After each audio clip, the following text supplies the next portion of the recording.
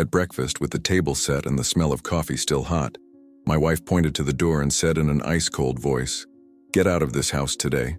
She threw my suitcase on the floor as if she were kicking out a stranger.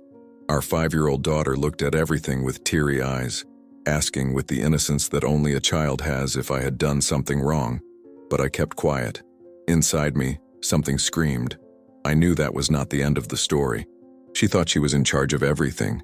She repeated that she was the owner of the house, the bills, the car, and that I was just an employee of her own life. I listened to each provocation as if listening to the sound of a door locking from the inside. I didn't cry. I didn't beg. I just took a deep breath. I realized that I didn't have to win by shouting. And it was at that time, with a heavy heart and silence swallowing my pride, that I stopped being a victim. I became an observer. I was silent, but inside of me something screamed. I lifted the suitcase, wiped the dust off the handle, and sat down again. My daughter hugged me around the waist and leaned her head. My wife said I was putting on a show. I just replied that I was going to finish the coffee. The truth is that I had already finished that discussion before it even started. I knew it was no use raising the tone. I knew that at the end of the day, those who shout forget what they said, but those who sign remember what they did. I looked out the window, at the neighborhood still waking up, at the school bus that always passed by at 8, and decided that I would no longer be pushed out of my own life. I spoke softly, almost in a whisper, and said that no one would see me scream that day. She laughed and said that the whole neighborhood knew that the house was hers. I smiled slightly. They had agreed. I had the documents. I am a 48-year-old man born in rural Ohio, now living in a suburb of Georgia. I work with industrial maintenance and learned early on that everything that is not taken care of breaks. I think that's why I've always taken care of my family more than myself. I met my wife at a company event. She was elegant, decisive, and seemed to know the way of everything. I had a small house rented when we got married, and over time, we were able to finance a better property, with a backyard for our daughter to run in. I always wanted to give her a place to call mine, even when I knew life likes to switch signs. In the beginning, sharing costs was natural. After a while, my wife started talking, as if her money was a different color than mine. Simple things became charges. One day, it was the electricity bill. The other day, the kitchen makeover. And there was always the catchphrase, "I'm the boss here." I thought it was temperament. I thought the routine would settle the dust. The dust never settled. I realized that our house was getting full of noise and empty of respect. I tried to talk. I proposed therapy. She said she didn't need someone to teach her how to be an adult. I retreated, but I started to observe the details. Who keeps a receipt? Who takes a photo of a document? Who knows what is really signed? When our daughter was born, I opened an account in her name, a college savings plan, and began studying trust and deed registration, not out of mistrust, but out of responsibility. My father taught me what role is worth when the voice fails. I remembered him repeating, "Sometimes the best answer is written in a notary's office." I didn't know that one day I would need this to protect myself from inside my own house. I learned about quitclaim deed, about revocable living trust, about how to appoint a trustee and how to ensure that a child has a roof over their heads before having an opinion. While she collected phrases to diminish me, I gathered pages to lift us up. Everything started to go wrong after she received a promotion. Her salary increased, and with it, the desire to tell the world that everything was personal merit. Dinners have become colder. The conversations turned into reports about what I didn't do. I would come home from the night shift and hear that I had no ambition, that I was complacent. I worked overtime to cover what was missing in the tight months, but nothing appeared in the light of the things she wanted to display. The house gained new lamps, but respect lost a lamp. I started to notice small scenes. The door key being passed to her family without telling me. Decisions about expensive furniture without consulting me. The insistence on saying, in front of our daughter, that I was a guest. They spoke as if I were invisible. One Sunday I arrived and found a group of her friends in the living room. A friend commented that the house looked all hers. My wife didn't fix it. He laughed and blurted out, "Of course it is." I kept that phrase. Not to return in kind, but to remember who chose the coins and who preferred the receipts. I didn't counter. At that moment I stopped being a victim. I became an observer. I started filing every bank email, every statement, every mortgage payment confirmation, every county fee. What held me back was thinking about our daughter. I wasn't going to expose a child to battlefield, but I also wasn't going to allow her to grow up thinking that her father was disposable. When the strain got heavy, I called the bank, asked for a meeting with the manager, and asked about how best to protect the minor. He explained about formalizing ownership via trust, registering in the county recorder, and keeping all installments up to date in a single auditable account. I followed every step. Meanwhile, indoors, the escalation continued. She turned up the volume and I slowed down the hurry. They wanted to hurry. I had time. On the morning of the ultimatum, I only completed the last piece. Before coffee, I had received an email from the title confirming the trust's final registration in the county. The paperwork was perfect. The house, as a family safeguard, under the umbrella of the trust in our daughter's name, with my role as trustee until she reached the legal age. It was not a trick.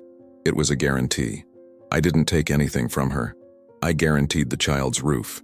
When my wife kicked the suitcase and pointed to the door, I understood that she hadn't noticed. I asked her to tone it down for the sake of the girl. She replied that I had 10 minutes. I said I needed 5 for a call. I took out my cell phone, opened the speakerphone, and dialed the manager. He answered by name, recognized me, and I asked for confirmation of the registration we had discussed. I spoke simply, without difficult terms. He calmly confirmed that the record was active in the county, and the future mail would go straight to the trust's mailing address. My wife crossed her arms, trying to maintain her pose. The manager went on to explain that the property was linked to the protection of the minor, and that any relevant decision required the trustee. She interrupted, saying that the house was hers. The manager, polite, said that he did not get into fights as a couple, and that he only confirmed facts. The title was in the child's trust, and the mortgage payments had been made through the same auditable account month after month without delay. I thanked him and closed. The silence in the kitchen was another kind of noise. My daughter held my hand. My wife asked if I had done it to humiliate her. I replied that I did it to protect our daughter. I said that no child should be afraid of not having a place to sleep. She said I had stolen it. I said that everything was documented, signed, and recorded. I remembered again, sometimes the best answer is written in a notary's office. She did not accept. He left the house and returned with his sister, talking loudly in the garden, saying that he was going to call the police, lawyer, whatever. I opened the gate and asked them to lower their voices because of the child. They said I was hiding behind the girl. I said I was protecting her. They bureaucratized the anger. I systematized calm. I showed the receipts for each payment. I showed the emails for each confirmation. Ishoed the digital signature with the county's date and time. Her sister said that this was worth nothing. I replied that who decides what counts is the public record. They wanted to turn a home into a corner court. I kept the table set because my daughter hadn't eaten yet. The truth is that there is no victory when a child is crying. There is only an obligation for an adult not to make things worse. I called the family's lawyer and asked for guidance on how to maintain the child's routine. He said to keep everything stable, school, schedule, food, and that any civil decision would go through mediation. I agreed. My wife threatened to take the girl, to breathe a little. I denied it, firmly. I told her that she could go out to cool her head, but that the girl would stay at home because at home she had a routine, coffee, school, and security. I spoke softly, but firmly. She stared, not used to seeing me like this. I didn't have to win by shouting. I just needed to continue being a father. While they were arguing, I sent a message to the school principal telling her that our daughter might be a little late and that everything was fine. Also emailed myself with the confirmations because I learned that people forget words, but email remembers better. My revenge was not to fight. It was to let them lose alone. Late that morning, her sister left. My wife went upstairs to the bedroom and slammed the door. I took my daughter to school. In the car, she asked if I was really going to leave. I said no. I said that those who love do not abandon, and that Dad was going to stay there as he always was, even when no one saw. In the afternoon, she returned with a lawyer. They came in talking about terms that I had already read a few times, but that still heated my head. Possession, sharing, usufruct, dissolution. I kept calm. The lawyer asked if I was up for a quick conversation. I agreed. We sat at the living room table, with the curtains open. I put the documents on the table, excused myself, and brought water. He read everything calmly, line by line. There was no magic. There was paper. There was a date. There was a record. He asked why I'd done that. I said that an adult protects a child before protecting his own pride. I said that if one day things got better between us, our daughter's house would remain, and if they got worse, our daughter's house would remain. He was silent, and in silence, the harshest arguments lose weight. My wife said that I had premeditated everything. I said I had planned everything. There is a difference. Premeditation presupposes evil. Planning presupposes responsibility. I wasn't taking it from her. I was guaranteeing it to the girl. The lawyer asked if I would admit that the house was also built with her effort. I said yes, and that this was part of our history, but that the property was legally protected for the child, not to take revenge. I didn't want to see my daughter in the middle of a room with people counting coin by coin, and forgetting that in the end, the one who needs a tidy room and a notebook without ears is the child. He took a deep breath and said he would recommend mediation. I agreed.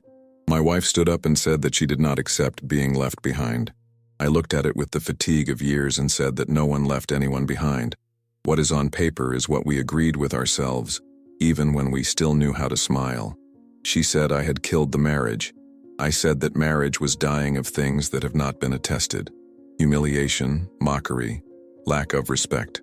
I said that respect is not bought on sale. The lawyer collected his things and said he would contact him. I went to pick up our daughter from school. On the way, she asked if I still lived in the same house. I replied that yes, that the house was hers and that, as long as she needed it, I would be the keeper of the key. She smiled. That smile was the first piece of peace in a long time. In the following days, the house was in the atmosphere of an airport on a late day. People walking from one side to the other. Calls, messages, hard looks. I kept the routine. I made the coffee. I took the girl to music class. I paid the bills. I answered emails. I became that kind of silence that is not escape, it is structure. My wife stopped screaming and started calculating. The noise of anger became a spreadsheet. I continued in my post. One late afternoon, she came down with 2 suitcases and said she was going to spend a few days at her sister's house. I just told her to let me know the time she wanted to see our daughter and that we would keep everything right. She was surprised that I didn't ask her to stay. The truth is that I don't control wills. I manage responsibilities. With the house quieter, I sat on the couch and looked around. I saw the wall with our daughter's drawings. I saw the table with a scratch that we never repaired. I saw the rug that I always thought was too expensive. I thought about my father again and what he taught me about time. Those who are right urgently lose in the curves. I took a folder and checked the receipts once again. Not out of paranoia, but out of emotional hygiene. I needed to know that I did everything the right way. I sent an email to the manager thanking him for the education in the phone call and recorded, in writing, that everything was done with an exclusive focus on the protection of the minor. When I finished, I looked out the window at the street. Some neighbors stared at me, curious. I didn't give explanations. Those who live in an audience always demand a show. I'm not an artist of other people's lives. I'm a father. And as a father, I thought about the near future, reunions, roles, maybe a formal separation. I felt afraid. Fear not of losing things, but of losing your mind. So I decided that my outcome would be without screams and without scenes. I called my wife and said that I was ready to talk, calmly, with a mediator, with an agenda, with a time limit, and that the priority was the girl's well-being. She hesitated but said she was up for mediation. Night fell. I put our daughter to sleep. She asked me to stay there until she fell asleep. I stayed. And before sleep came, she asked if I was still her hero. I said that a hero has a cape and I only had a lot of proof. She laughed softly. That sound was worth more than any victory. On the day of mediation, I arrived early. I sat down, breathed, and went over the order of my words. I wasn't going to attack. I wasn't going to cut a wound with a ready-made phrase. I was going to talk about what mattered: routine, school, schedules, emotional health, predictability. I took with me a notebook where I wrote on the first page 4 lines that guided everything. I was silent, but inside me something screamed. At that moment, I stopped being a victim. I became an observer. They had greed. I had the documents. Sometimes the best answer is written in a notary's office. When she arrived, the room was tense for a few seconds, but the mediator was objective. We talk about custody, visits, children's finances. I agreed with everything that kept our daughter's life stable. I didn't negotiate respect, because respect is not an agenda of agreement. It's a basis for conversation. In the end, we were left to formalize new meetings. Outside, she asked me if I thought there was still a return. I looked honestly and said that what we needed to recover first was not marriage, it was humanity in conversations. She lowered her eyes. I wished good night and left. At home, I opened the window and let the air in. I thought about everything I experienced. I thought of the man I was when I first shut up for fear of confrontation. I thought of the man I am now, who learns to speak softly without fading out. My revenge was not to fight. It was to let them lose alone. I didn't win a war. I took care of a border. And when I lay on the bed, the house seemed bigger. Perhaps not for space, but for clarity. The next day I woke up early, made pancakes for my daughter, and left a note in my backpack. Love doesn't scream, it remains. When she read it, she smiled. And that smile again was the receipt that life gave me without me asking. If it were you, would you maintain the silence that protects or choose the scream that hurts? When she went back to get some clothes, I noticed that something in her eyes had changed. It wasn't regret, it was shock. As if he had suddenly realized that everything she was screaming so surely had no basis at all. She looked at me in silence, and in that silence I felt that 1,000 questions were trying to come out at once. I offered her coffee. She refused. Even so, I put the cup on the table. I knew that gestures speak truths that words cannot explain. She walked around the room with short steps, as if she were recognizing her own home for the first time. She opened the kitchen cupboard, stirred some pots, and I stood there, letting her cross her pride in any way she could. I was not an enemy. I never was. I just understood that if I didn't protect myself, no one would do it for me. Our daughter came home from school running, hugged her mother tightly, and then looked at me, wanting to make sure I was still there. I noticed the fear in her eyes, the fear that any gesture would be goodbye. I knelt down, touched her face, and said that nothing would separate us. The mother observed this scene without saying anything. Maybe there she understood what I tried to protect all along, our girl's childhood. In the evening, after our daughter slept, my wife and I sat on the porch. The wind was cold, but conversation was necessary. She asked when I started to feel discarded. I wanted to answer, when you started talking like you were always right. But I chose the path that saves rather than the one that hurts. I said that's when she stopped seeing me as a partner. She took a deep breath and widened her fingers, a sign that she was trying to control the urge to bat. I talked about the times I felt alone inside my own house, about how her every word pushed me away, and how I needed to create a plan to prevent the weight of their relationship from falling on our daughter. She began to cry, but with silent tears, the ones we try to hide by looking at the floor. This time, I wasn't the man who collects the tears of others. I let her feel it. Sometimes pain is the only teacher that works. She asked me if I still believed in us. I said I believed in our responsibility first, in love later, because love without responsibility becomes selfishness, and responsibility without love becomes cold coexistence. I didn't want either extreme. I wanted Torbild, but in a new way, with the truth first. She said she was afraid I would use all that against her. I replied that I never used anything against anyone. I only used the truth in favor of our daughter. The rest of our lives we will find a way. She promised to try to change. I promised not to close the door. It's not easy when the hurts are almost furniture in the house, but if there is a chance to rescue respect, I will try.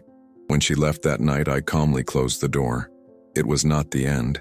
It was the beginning of a serious conversation that had been choked up for years. I went upstairs, adjusted our daughter's blanket, and sat next to her for a few minutes. The peace I felt was not triumph. It was just the certainty that I advanced without destroying anything. Sometimes, victory happens when we choose not to lose ourselves. What about you? If you were put out of your own life, would you choose to fight over the noise or fight in silence for the peace that protects those you love?